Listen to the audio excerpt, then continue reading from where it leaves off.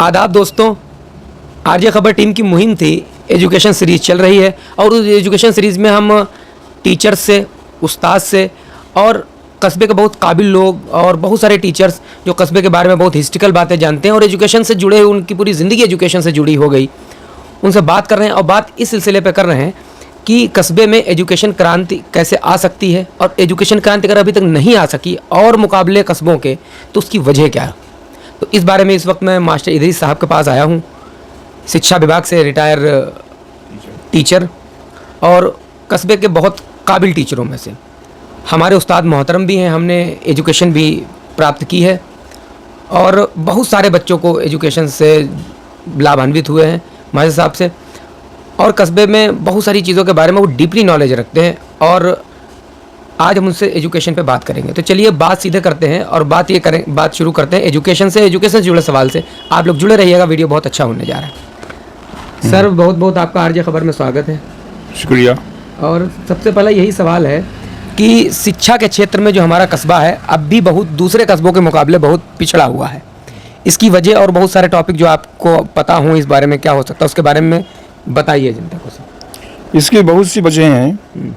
असल में कहीं किसी भी जगह पर कोई भी विकास का कार्य हो, चाहे वो शिक्षा संबंधी हो या अन्य कोई विकास कार्य हो, उसका वो निर्भर होता है वहाँ की भौगोलिक स्थिति पर, वहाँ की सामाजिक राजनीतिक स्थिति पर हर बात निर्भर होती है। ठीक। हमारे गोपा मऊ में आज से 10 वर्ष पहले तक 10 वर्ष पहले तक जबकि हमारे गोपा मऊ से थोड़ी थोड़ी दूरी पर डिग्री कॉलेज, इंटर कॉलेज कायम हो चुके थे, तब तक हमारे गोपा मऊ में सिर्फ परिषदीय विद्यालय का एक कक्षा 8 तक का स्कूल की व्यवस्था थी। यानी कि शिक्षा के मामले में गोपा मऊ में आज से 10 वर्ष पहले तक कक्षा 1 से लेकर के कक्षा 8 तक की शिक्षा की व्यवस्था सरकारी तौर पर थी। खैर उसके बाद में एक हायर सेकेंडरी कन्या विद्यालय हमारे गोपा मऊ में गवर्नमेंट की तरफ से आया, तो कुछ तरक्की हुई। इसके बाद में जब तरक्की हुई, कुछ जागरूकता हुई लोगों के अंदर, फिर एक यहाँ पर इंटर कॉलेज हमारे अनिल वर्मा विधायक हुए, उन्होंने एक इंटर कॉलेज बस्ती के लोगों की डिमांड पर कायम किया। उस इंटर कॉलेज के बाद में वो इंटर कॉलेज चल रहा है। इस समय बच्चे वहाँ शिक्षा पा रहे हैं, तालीम याफ्ता हो रहे हैं। उसके बाद में हमारे गोपा मऊ के एक हैं गफ्फार खान साहब, उन्होंने एक डिग्री कॉलेज कायम किया। यानी ये सब पूरी क्रांति 10 वर्ष के अंदर आई है। इससे पहले जो था हमारा गोपा मऊ बहुत पिछड़ा हुआ था। पिछड़े होने का कारण कई रहे। हमारा गोपा मऊ जो है जनपद से बिल्कुल दूर किनारे पर है, बॉर्डर पर है, हरदोई सीतापुर बॉर्डर पर, गोमती के किनारे। हमारे यहाँ से सिर्फ गोमती मुश्किल से 1.5 किलोमीटर की दूरी पर है उत्तर साइड में। इसके अलावा हमारे यहाँ के जो लोग हैं, हमारे यहाँ के जो निवासी लोग हैं, यहाँ के जो संपन्न लोग थे, पैसे वाले लोग थे, प्रॉपर्टी जायदाद वाले लोग थे, चूँकि यहाँ ये हमारा गोपा मऊ जमींदारों का गढ़ रहा है, तो वो जमींदार लोग जो थे यहाँ के, वो संपन्न लोग थे। वो यहाँ से जब हिंदुस्तान आज़ाद हुआ, भारत आज़ाद हुआ, तो यहाँ से वो पलायन करके कोई लखनऊ चला गया, कोई अलीगढ़ चला गया, कोई भोपाल चला गया, कोई कहीं चला गया।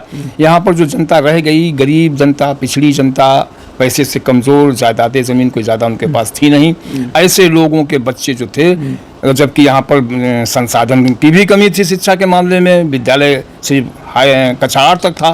और मेरे पिता भी टीचर थे, वो भी पढ़े लिखे थे, तो मेरे पिता बताया करते थे कि हम यहाँ का जो जूनियर स्कूल है, परिषदीय जूनियर स्कूल, वो ब्रिटिश पीरियड का जूनियर स्कूल है। और कभी को उस जूनियर स्कूल में बीटी यानी कि टीचरों को ट्रेंड भी किया जाता है, टीचिंग का ट्रेनिंग सेंटर भी था। और फिर उसके बाद में वो कक्षा 8 तक का विद्यालय जो था उसको मिडिल स्कूल कभी को कहा करते थे ब्रिटिश पीरियड में। तब यहाँ के बस्ती के क्या दूर दूर के आसपास के दूर दराज के बच्चे हमारे गोपा मऊ से तालीम याफ्ता होकर के मिडिल पास करके अच्छी अच्छी नौकरियों में जाते थे। तब वो मिडिल तक की जो एजुकेशन शिक्षा होती थी वो उच्च शिक्षा मानी जाती थी। तो इस तरीके से फिर हिंदुस्तान आज़ाद हुआ, भारत आज़ाद हुआ। आज़ादी के बाद से कुछ हमारा गोपा मऊ कोई भी कारण रहा हो, लेकिन हमारा गोपा मऊ जो था और जगहों की तरीके से तरक्की नहीं कर पाया। ना इधर यहाँ के जो MP MLAs लोग रहे, उन्होंने भी कोई ध्यान गोपा मऊ तरफ नहीं दिया। उसके कारण एक ये भी रहा कि गोपा मऊ हमारा जो था वो हमेशा पिछड़ी जाति, पिछड़ी जाति अनुसूचित जाति का आरक्षित क्षेत्र रहा और अनुसूचित जाति का ही यहाँ पर विधायक बनता रहा। 52 हरियाणा वो था क्या विधानसभा क्षेत्र था। अब मौजूदा समय में भी जो ये जो चल रहा है विधानसभा, गोपामो विधानसभा। हाँ अब गोपामो विधानसभा पिछले परिसंपन में ये घोषित हुआ, तो कुछ उम्मीदें बंधी कि गोपामो भाई विधानसभा हो गया है, अब यहाँ पर विधानसभा का क्षेत्र हो गया है, अब यहाँ पर जो है कुछ तरक्की होगी। लेकिन उम्मीदें फिलहाल ये नहीं मैं कह सकता हूँ कि उम्मीदें पूरी होंगी अथवा नहीं, क्योंकि अभी कुछ दिन पहले की बात है, हमारे यहाँ के विधायक महोदय जो हैं श्याम प्रकाश जी, शासन की तरफ से एक हमारे यहाँ पॉलिटेक्निक कॉलेज आया था, हमारे यहाँ के मौजूदा हमारे यहाँ के जो चेयरमैन साहब थे जाहिद खान, उन्होंने बाकायदा भूमि भी अलाट कर दी, डीएम के यहाँ से पत्र आदेश आया उनके पास, उन्होंने पूरी पत्रावली जमीन अलाट करके वहाँ भेजी डीएम के यहाँ। उनकी पत्रावली का पता नहीं चला क्या हुई, और यहाँ का विद्यालय उठ करके चला गया भड़ाइल, जहाँ की आबादी मात्र 2,500-3,000 है, जबकि गोपामो की आबादी 20,000 के ऊपर है। 20,000 की आबादी वाले क्षेत्र को पॉलिटेक्निक कॉलेज की आवश्यकता नहीं थी, लेकिन 2,000-2,500 वाले आबादी के क्षेत्र भड़ाइल को पॉलिटेक्निक की आवश्यकता थी। तो इस तरीके से ये हमारा कस्बा उपेक्षित भी रहा। इस कारण से हम खिरचा के क्षेत्र में उतना विकास नहीं कर पाए, और इसके अलावा यहाँ के लोगों की आर्थिक स्थिति भी थोड़ी कमज़ोर है, जो हर आदमी अपने बच्चे को शहर पढ़ने के लिए नहीं भेज सकता है कक्षा 8 तक। जैसे मैं था, मेरे पिता टीचर थे, मैंने कक्षा 8 पास किया, मुझे हरदोई पढ़ने के लिए भेज दिया गया। मैं हरदोई में मैंने शिक्षा प्राप्त की, एमए बीए हाई स्कूल किया, इंटर किया, एमए किया, बीए किया, उसके बाद में एमए किया, उसके बाद में मैं टीचर हो गया। तो ये स्थिति सबके सामने नहीं है, हर आदमी ने अपना बच्चा भेज सकता है। रोजगार की क्योंकि यहाँ पर रोजगार की कमी है।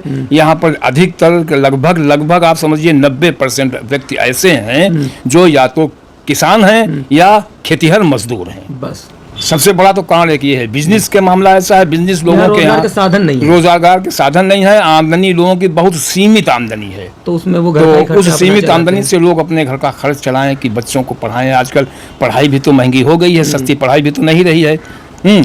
ये ऐसा भी है कि जो हमारे कस्बे के बहुत सारे हमारे कस्बे के जो नुमाइंदगी करते हैं बहुत सारी चुनाव में, कहीं ना कहीं इनकी भी बहुत सारी कमी रही। इन लोगों ने एजुकेशन के क्षेत्र में कोशिश नहीं की ज़्यादा। बताया नहीं कि हमने मेरी उम्र 65 साल की है, मैं कम से कम मुझे याद है जनता पार्टी की एक बार सरकार बनी थी, इंदिरा गांधी ने इमरजेंसी लगाई थी 1977 में, 1977 में। तो उस समय इंदिरा गांधी जबकि जो इमरजेंसी समाप्त हुई, ख़त्म हुई, 1 साल का इमरजेंसी चली, उसके बाद में चुनाव हुए।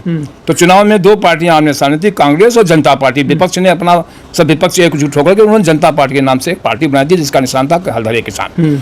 तो उस समय में बीजेपी कांग्रेस का बिल्कुल सुपड़ा साफ हो गया था, और जनता पार्टी की सरकार हर जगह पूरे देश में केंद्र में और प्रदेशों में बनी थी। तो उस समय हमारे एक पिहानी के पड़ोस के गांव है बूढ़ा गांव, वहाँ के अशोक वाजपेयी वो पिहानी क्षेत्र से विधायक बने थे, और उनको राज्य शिक्षा मंत्री का दर्जा प्राप्त हुआ था। तो उन्होंने सबसे पहली मीटिंग पिहानी में की थी, और उसी के दूसरे दिन उन्होंने एक मीटिंग हमारे गोपामो में की थी। तो गोपामो में जब उन्होंने मीटिंग अपनी रखी, हम लोगों को मालूम हुआ, बस्ती के लोगों को, तो पूरी बस्ती उमड़कर उनकी मीटिंग में पहुंची, और एक ही उनसे बात रखी गई कि आप राज्य शिक्षा मंत्री हैं, हमें कुछ नहीं चाहिए आपसे, हमें सिर्फ एक हाई स्कूल या इंटर कॉलेज चाहिए। लेकिन अफसोस पता नहीं क्या कारण रहा, वो गोपामो को तो हाई स्कूल या इंटर कॉलेज नहीं दे सके, लेकिन पिहानी को उन्होंने डिग्री कॉलेज भी दिया, ITI कॉलेज भी दिया, बहुत कुछ दिया। हाँ, ये हम तो यही कहेंगे, हम गोपामो के वालों की ये बदकिस्मती रही। अच्छा, शिक्षा के क्षेत्र में जैसे अगर अभी कुछ बदलाव किया जाए, कि कैसे और बदलाव हो सकते हैं? भाई बदलाव ये है कि अगर कोई गार्जियन अपने बच्चे को पढ़ने के लिए नहीं भेजता है, तो हम उसको प्रेरित करेंगे। अच्छा, प्रेरित किया जाए, प्रेरित करेंगे कि भाई बच्चे को पढ़ने के लिए भेजो।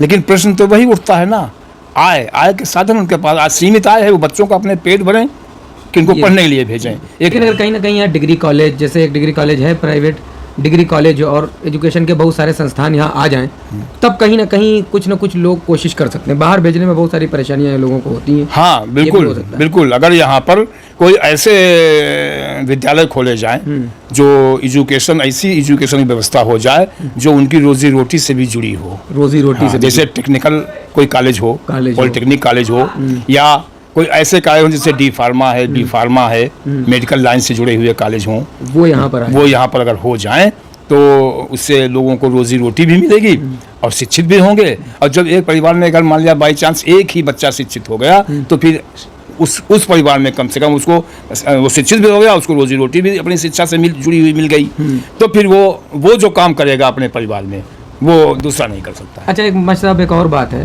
कि एजुकेशन के क्षेत्र में ये भी गोपा में कई लोगों से मैंने एजुकेशन सीरीज पे बात की, उन्होंने ये भी बात बोली, क्या ये बात सही है कि कस्बे में जो जिनके बच्चे पढ़ जाते हैं या अच्छी नौकरी पा गए या अच्छी पोस्ट पे चले गए, उसके बाद वो यहाँ से माइग्रेट करके बाहर चले जाते हैं, वहीं बस जाते हैं? देखिए माइग्रेट करने के भी एक तो वजह ये भी है, एक वजह और है। मुख्य वजह एक ये भी है कि देखिए हमारे यहाँ गोपा में खाली शिक्षा की ही कमी नहीं है, अन्य संसाधनों की भी कमी है, जैसे स्वास्थ्य संबंधी अब हमारे यहाँ गोपामो को एक अस्पताल मिला है अब, और मैंने ये भी सुना कि वो अस्पताल चालू भी हो गया है, लेकिन मैं कई बार उस अस्पताल में गया हूँ, मुझे वहाँ कोई डॉक्टर नहीं मिला।